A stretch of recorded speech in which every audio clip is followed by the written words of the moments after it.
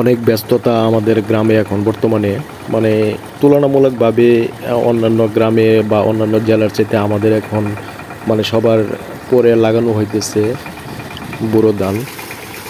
এই জন্য হালের সংকট, তারপরে পানির সংকট, তারপরে মোটর চলতেছে, পানি চালা বাইর হইতেছে। তো এখন এটা জমিটা প্রস্তুত করা হয়েছে, এখন মই দেওয়া হচ্ছে, ক্ষেতটাকে সমান করা হচ্ছে। কিছুক্ষণ পরে ধান লাগানো শুরু হবে। অলরেডি ধান একজনে লাগাইতেছে, এটাও আমাদের নেওয়া। সব কিছু প্রস্তুত করা হইতেছে।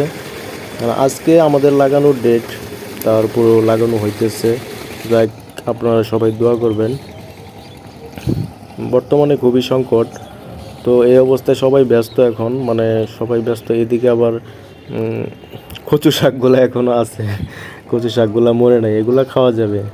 জালার ক্ষেতও প্রস্তুত, এগুলা আবার চাষ করা হবে। জালার ক্ষেত অলরেডি প্রস্তুত আছে, মানে তোলা হবে আর কি।